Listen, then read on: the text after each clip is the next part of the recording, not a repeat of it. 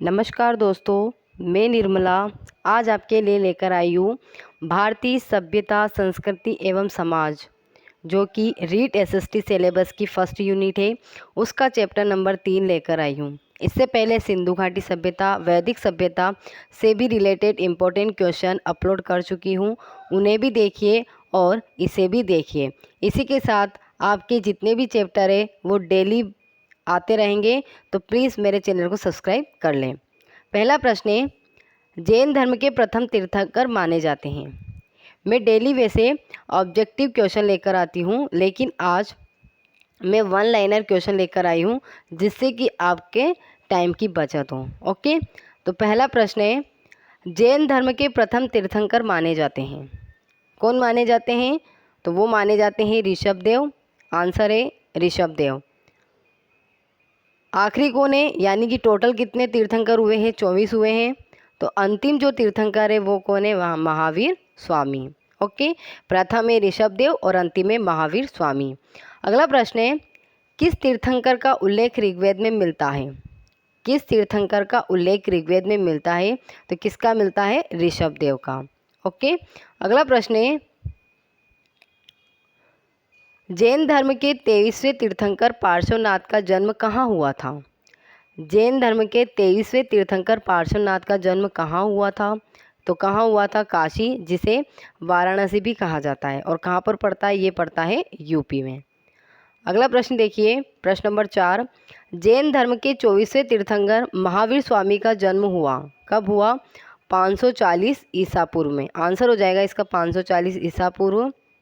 अगला प्रश्न, इस टाइप के क्वेश्चन से क्या है कि सारे ऑप्शन नहीं पढ़ने पड़ते हैं और आपका जो अभी का समय है वो भी बच जाएगा। इसलिए मैं आज वन लाइनर क्वेश्चन लेकर आई हूँ जिससे आपका जल्दी से क्या हो जाए, रिवीजन हो जाए। ओके, थ्योरी तो आप लोगों ने पढ़ी रखी है, क्वेश्चन लाने का मतलब यही होता है कि आपका रिवीजन होता रहे।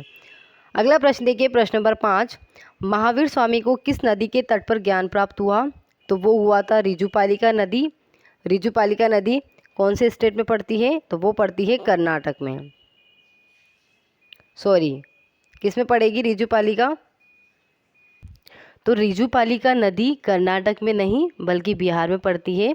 वो अचानक से कर्नाटक आंसर निकल गया था, लेकिन इसका आंसर हो जाएगा बिहार, यानी कि रिजुपालिका नदी बिहार में पड़ती है जहाँ पर महावीर स्वामी को तट पर ज्ञान हुआ था, है ना। अगला प्रश्न है, कितने वर्षों की तपस्या के बाद महावीर स्वामी जीन कहलाए? कितने वर्षों की तपस्या के बाद? तो आंसर हो जाएगा 12 वर्षों की तपस्या के बाद महावीर स्वामी जीन कहलाए थे। अगला प्रश्न है, महावीर स्वामी की मृत्यु हुई कहाँ पर हुई, ये पूछना चाहता है। तो वो हुई थी पावा में। अब आपको कमेंट सेक्शन में बताना है कि कब हुई। यहाँ पर जगह दी गई है कि महावीर स्वामी की मृत्यु कहाँ हुई, तो पावा में हुई थी, लेकिन आपको कमेंट सेक्शन में बताना है कि कब हुई थी। ओके, अगला प्रश्न देखिए, प्रश्न नंबर 8, पार्श्वनाथ के अनुयायियों को कहा जाता था, क्या कहा जाता था? तो उन्हें कहा जाता था निर्ग्रंथ। आंसर होगा पार्श्वनाथ के अनुयायियों को निर्ग्रंथ कहा जाता था। अगला प्रश्न है, किस ग्रंथ में महावीर स्वामी के ज्ञान प्राप्त का सविस्तार वर्णन मिलता है? विस्तार से वर्णन तो है, लेकिन सविस्तार यानी विस्तार सहित वर्णन मिलता है कौन से ग्रंथ में? तो आंसर हो जाएगा कल्प सूत्र में। अगला प्रश्न देखिए, प्रश्न नंबर 10, महावीर स्वामी ने 5वां कौन सा क्रम पंच महाव्रत में जोड़ा? महावीर स्वामी ने 5वां कौन सा क्रम पंच महाव्रत में जोड़ा है? तो उसका आंसर हो जाएगा ब्रह्मचर्य। क्या आंसर होगा उसका? ब्रह्मचर्य। अगला प्रश्न देखिए, प्रश्न नंबर 11, जैन दर्शन के सप्तभंगी ज्ञान को कहा जाता है, क्या कहा जाएगा उसको? क्या कहा जाएगा? स्यादवाद। अगला प्रश्न देखिए, प्रश्न नंबर 12, जैन दर्शन ज्ञान का स्रोत किसे मानता है? जैन दर्शन जो है अपने ज्ञान का स्रोत किसे मानता है? प्रत्यक्ष, अनुमान और शब्द को। आंसर हो जाएगा इसका प्रत्यक्ष, अनुमान, शब्द को जैन दर्शन ज्ञान का स्रोत मानता है। अगला प्रश्न देखिए, कौन से जैन तीर्थंकर को कला में सर्प कला से युक्त प्रस्तुत किया जाता है?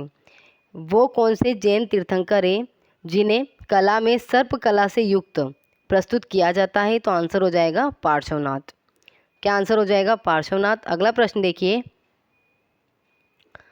जैन धर्म में संवर एक ऐसी अवस्था है जिसमें, जैन धर्म में संवर एक ऐसी अवस्था है जिसमें जब नए कर्म का प्रवाह रोक दिया जाता है, यानी कि जब नए कर्म का प्रवाह रोक दिया जाता है तो उसे संवर अवस्था कहा जाता है। अगला प्रश्न देखिए, प्रश्न नंबर 15। मेरा इस टाइप का कह सकती हूँ क्वेश्चन लाने का एक ही उद्देश्य है कि आपका जल्दी से रिवीजन हो। टोटल ये 50 प्रश्न हैं जो कि छोटी सी वीडियो में कवर हो जाएंगे, तो इसे एंड तक ज़रूर देखिए। अगला प्रश्न है प्रश्न नंबर 15। जैन धर्म में निर्जरा किस अवस्था को कहा जाता है? निर्जरा किसे कहा जाता है? कर्म परमाणुओं के पूर्ण विनाश को सूचित करने वाली अवस्था को क्या कहा जाता है? जैन धर्म में निर्जरा अवस्था कहा जाता है। यानी कि कर्म के पूर्ण विनाश को सूचित करने वाली अवस्था को निर्जरा अवस्था कहा जाता है। कौन से धर्म में? जैन धर्म में। अगला प्रश्न है, जैन धर्म किस में विश्वास करते थे? तो वो कर्मवाद में विश्वास करते थे, यानी जैन धर्म जो है वो कर्म पर विश्वास करता था। अगला प्रश्न है, कौन सा पर्वत जैनों में पवित्र माना जाता है? कौन सा पर्वत जैनों में पवित्र माना जाता है? तो आंसर होगा इसका चंद्रगिरी पर्वत। अगला प्रश्न है, जैन संघ के सदस्य कितने संघों में विभक्त थे? तो इसका आंसर हो जाएगा 2 संघों में। और 2 संघ कौन से हैं? नाम बताना किसमें? कमेंट सेक्शन में। अगला प्रश्न है, जैन दर्शन के अनुसार सृष्टि की उत्पत्ति कितने द्रव्यों से हुई है? जैन दर्शन के अनुसार सृष्टि की उत्पत्ति कितने द्रव्यों से हुई है? तो वो हुई है 6 द्रव्यों से। अगला प्रश्न है, जैन धर्म में किस सिद्धांत पर सबसे अधिक बल दिया गया है? जैन धर्म में किस सिद्धांत पर सबसे अधिक बल दिया गया है? तो वो आंसर हो जाएगा अहिंसा। किस पर बल दिया गया है? तो अहिंसा पर सर्वाधिक बल दिया गया है। अगला प्रश्न है, जैन धर्म को दक्षिण भारत ले जाने का श्रेय किसे दिया जाता है? जैन धर्म को दक्षिण भारत ले जाने का श्रेय किसे दिया जाएगा? तो वो दिया गया है भद्रबाहु को। आंसर क्या हो जाएगा इसका? भद्रबाहु। अगला प्रश्न देखिए, प्रश्न नंबर 22। किस अभिलेख से यह जानकारी मिलती है कि नंद राजा ने कलिंग से प्रथम जिन की मूर्ति उठा ली थी? किस अभिलेख से यह जानकारी मिलती है कि नंद राजा ने कलिंग से प्रथम जिन की मूर्ति उठा ली थी? तो आंसर हो जाएगा हाथी गुफा अभिलेख से। यानी कि हाथी गुफा अभिलेख से नंद राजा ने कलिंग से प्रथम जिन की मूर्ति उठा ली थी। अगला प्रश्न है, जैन धर्म का प्रथम अधिवेशन कहाँ तथा किसकी अध्यक्षता में हुआ? आंसर होगा इसका पाटलिपुत्र में हुआ था। और अध्यक्ष कौन थे? स्थूलभद्र। यानी कि जैन धर्म का प्रथम अधिवेशन पाटलिपुत्र में हुआ तथा स्थूलभद्र की अध्यक्षता में हुआ था। अगला प्रश्न है प्रश्न नंबर 24। जैन अनुयायियों द्वारा आयोजित दूसरी महासभा का अधिवेशन कहाँ तथा किसकी अध्यक्षता में हुआ? जैन अनुयायियों द्वारा आयोजित दूसरी महासभा का अधिवेशन कहाँ तथा किसकी अध्यक्षता में हुआ? तो इसका आंसर हो जाएगा वल्लभी में तथा श्रमण की अध्यक्षता में हुआ। यानी जैन धर्म में 2 ही अधिवेशन हुए हैं, एक पाटलिपुत्र में और एक वल्लभी में। पाटलिपुत्र में जो हुआ था प्रथम हुआ था और उसकी अध्यक्षता करी थी स्थूलभद्र ने, और वल्लभी में दूसरा महा अधिवेशन हुआ था और उसकी अध्यक्षता करी थी श्रमण ने। ओके, यानी जैन धर्म में 2 अधिवेशन हुए हैं और बौद्ध धर्म में कितने होंगे? 4। अगला प्रश्न है, जैन धर्म के श्वेतांबर तथा दिगंबर संप्रदाय कब अस्तित्व में आए? 2 धर्म की 2 शाखाएं हो जाती है, यानी कि जैन धर्म की 2 शाखाएं बढ़ जाती है या संप्रदाय हो जाते हैं, तो वो कब अस्तित्व में आए? तो वो आए थे प्रथम अधिवेशन के बाद। आंसर हो जाएगा इसका प्रथम अधिवेशन के बाद। अगला प्रश्न है, जैन धर्म से संबंधित ग्रंथों को कहा जाता है? यानी कि जैन धर्म से संबंधित जो ग्रंथ हैं उन्हें क्या कहा जाता है? अंग, उपांग और पूर्व। क्या कहेंगे? अंग, उपांग और पूर्व कहा जाता है।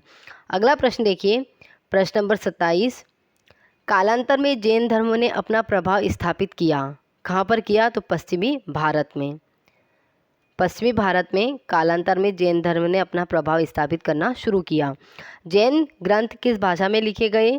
तो जैन ग्रंथ जो है 2 भाषाओं में लिखे गए, एक तो प्राकृत और संस्कृत। यानी आंसर हो जाएगा जैन ग्रंथ संस्कृत और प्राकृत दोनों भाषाओं में लिखे गए। अगला प्रश्न है प्रश्न नंबर 29।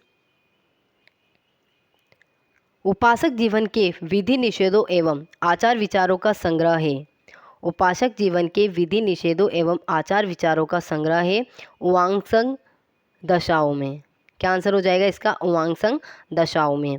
अगला प्रश्न है, जैन धर्म ग्रंथों के टीकाकार हैं। जैन धर्म ग्रंथ की जो टीका लिखे गए हैं उसके रचनाकार कौन है? तो टीकाकार पूछा गया है यहाँ पे, तो आंसर हो जाएगा नेमिचंद्र सूरि। यानी जैन धर्म ग्रंथों के टीकाकार नेमिचंद्र सूरि को माना जाता है। अगला प्रश्न है, किस वंश ने जैन धर्म को प्रश्रय दिया? तो आंसर हो जाएगा चालुक्य। यानी चालुक्य वंश ने जैन धर्म को प्रश्रय दिया था। अगला प्रश्न है, जैन मठों को क्या कहा जाता है? तो जैन मठों को बसदी कहा जाता है। यानी जैन मठों को बसदी कहा जाता है। अगला प्रश्न है 33, जैन धर्म में इंद्रिय जनित ज्ञान को क्या कहा जाता है? जैन धर्म में इंद्रिय जनित ज्ञान को क्या कहा जाता है? तो वो कहेंगे मति ज्ञान। आंसर हो जाएगा मति ज्ञान। यानी जैन धर्म में इंद्रिय जनित, इंद्रियां कितनी हैं उसके अकॉर्डिंग जो ज्ञान की प्राप्ति होती है उसे मति ज्ञान कहा जाता है। अगला प्रश्न है, जैन धर्म में किसे अनस्तिकाय तथा एक प्रदेश व्यापी द्रव्य माना गया है? जैन धर्म में किसे अनस्तिकाय तथा एक प्रदेश व्यापी द्रव्य माना गया है? तो आंसर हो जाएगा काल को। यानी कि काल को जैन धर्म में अनस्तिकाय तथा एक प्रदेश व्यापी द्रव्य माना गया है।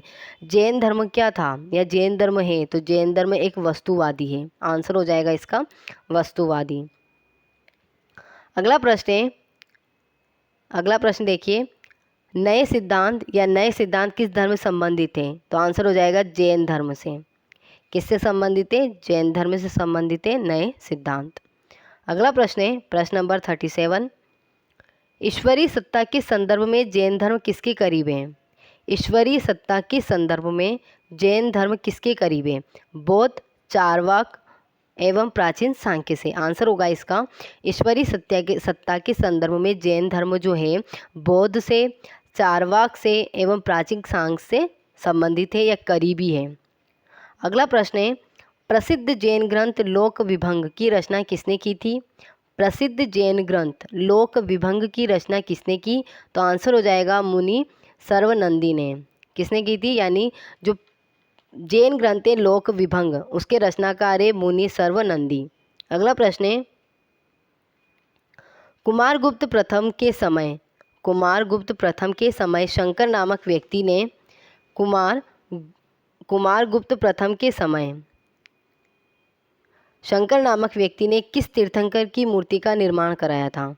कुमारगुप्त प्रथम के समय शंकर नामक व्यक्ति ने किस तीर्थंकर की मूर्ति का निर्माण करवाया? तो आंसर हो जाएगा पार्श्वनाथ। गुप्त काल में श्वेतांबर संप्रदाय का केंद्र था, क्या था? मथुरा। आंसर हो जाएगा इसका मथुरा। अगला प्रश्न है प्रश्न नंबर 41, किस अभिलेख से पता चलता है कि भद्र नामक व्यक्ति ने 5 जैन तीर्थंकरों की मूर्तियों की स्थापना कराई थी? किस अभिलेख से पता चलता है कि भद्र नामक व्यक्ति ने 5 जैन तीर्थंकरों की मूर्तियों की स्थापना कराई थी? तो इसका आंसर हो जाएगा कहोम का अभिलेख। क्या आंसर है? कहोम का अभिलेख। अगला प्रश्न है प्रश्न नंबर 42, किस गुप्तकालीन महिला का मथुरा अभिलेख के अनुसार जैन मंदिर को दान देने का जिक्र हुआ है? किस गुप्तकालीन महिला का मथुरा अभिलेख के अनुसार जैन धर्म को या जैन मंदिर को दान देने का जिक्र हुआ है? तो आंसर है इसका हरिस्वामिनी। अगर प्रश्न आता है कि हरिस्वामिनी किस काल से थी, तो वो गुप्त काल से संबंधित थी। किस में इसका उल्लेख है? तो वो मथुरा अभिलेख में इसका उल्लेख है। अगला प्रश्न है प्रश्न नंबर 43, गुप्तोत्तर काल में वह कौन जैन आचार्य था जिसने जैन धर्म का भरपूर प्रचार प्रसार किया? यानी कि गुप्तोत्तर काल में वह कौन जैन आचार्य था जिसने जैन धर्म का भरपूर प्रचार प्रसार किया? आंसर हो जाएगा इसका हरिभद्र सूरि। किसने किया था? हरिभद्र सूरि ने भरपूर प्रचार प्रसार किया था। कौन से धर्म का? जैन धर्म का। अगला प्रश्न है, प्रसिद्ध आचार्य हरिभद्र सूरि की रचना का नाम क्या है? आंसर हो जाएगा अनेकांत विजय एवं धर्म बिंदु। यानी कि प्रसिद्ध आचार्य जो हरिभद्र सूरि है जिन्होंने जैन धर्म का जोरों शोरों से प्रचार प्रसार किया था, उनकी 2 रचनाएं हैं। कौन कौन सी? अनेकांत विजय और धर्म बिंदु। अगला प्रश्न है प्रश्न नंबर 45, प्रसिद्ध आचार्य जिनसेन किसके गुरु थे? प्रसिद्ध आचार्य जिनसेन किसके गुरु थे? तो आंसर हो जाएगा अमोघ वर्ष के। किसके गुरु थे? अमोघ वर्ष के। अगला प्रश्न है, 10वीं शताब्दी के बाद किन राजवंशों ने जैन धर्म को संरक्षण प्रदान किया? किसने किया था? तो पश्चिमी चालुक्यों एवं होल से राजाओं ने 10वीं शताब्दी के बाद जैन धर्म को संरक्षण प्रदान किया। यानी आंसर है इसका पश्चिमी चालुक्यों ने और होयसल राज्यों ने 10वीं शताब्दी के बाद किस धर्म को, जैन धर्म को संरक्षण प्रदान करना शुरू किया। अगला प्रश्न है, प्रशस्ति संग्रह किस धर्म से संबंधित है? तो आंसर होगा इसका जैन धर्म से। किससे संबंधित है? जैन धर्म से। बौद्ध तथा जैन धर्म में असमानता है। असमानता पूछी गई है कि बौद्ध तथा जैन धर्म में असमानता क्या है? तो किसकी असमानता है? आत्मा की असमानता है। अगला प्रश्न है, जैन धर्म में मोक्ष या निर्वाण प्राप्ति के लिए आवश्यक है। जैन धर्म में मोक्ष तथा निर्वाण प्राप्ति के लिए आवश्यक है, क्या आवश्यक है? त्रिरत्न। आंसर हो जाएगा इसका त्रिरत्न। अगला प्रश्न देखिए, अगला प्रश्न हो जाएगा, जैन धर्म में संलेखना से तात्पर्य है। जैन धर्म में संलेखना किसे कहा गया है? तो आंसर हो जाएगा उपवास द्वारा शरीर का अंत करना संलेखना कहा जाता है। उपवास द्वारा शरीर का अंत करना संलेखना कहा जाता है। अगला प्रश्न है, जैन संघ के सदस्य कितने वर्गों में विभक्त थे? तो जैन संघ के जो सदस्य 4 वर्गों में विभक्त थे। कौन कौन से? भिक्षु, भिक्षुणी, श्रावक और श्राविका। 4 वर्गों में थे। कौन? जैन संघ के सदस्य। क्या कौन कौन थे? भिक्षु, भिक्षुणी, श्रावक और श्राविका। अगला और आज का अंतिम प्रश्न है, जैन संघ के 11 गणधर का तात्पर्य है। यानी जो 11 गणधर है उनका क्या आशय है? महावीर स्वामी द्वारा विभाजित गणों के प्रधान। यानी कि महावीर स्वामी द्वारा विभाजित गणों के प्रधान को 11 गणधर कहा गया है। तो आज ये टोटल 52 प्रश्न थे जो कि कह सकते हैं हर एग्ज़ाम के लिए इम्पोर्टेंट है, चाहे वो राजस्थान की हो, एमपी की हो, छत्तीसगढ़ की हो या ऑल इंडिया में किसी भी स्टेट की हो। तो इन क्वेश्चन को अच्छे से पढ़ें। और हाँ, अभी रीड के लिए ये रिवीजन हो सकता है, तो इसे ज़रूर देखिए, अपने दोस्तों में शेयर करें और मेरे चैनल को सब्सक्राइब करें, लाइक करें। Thank you.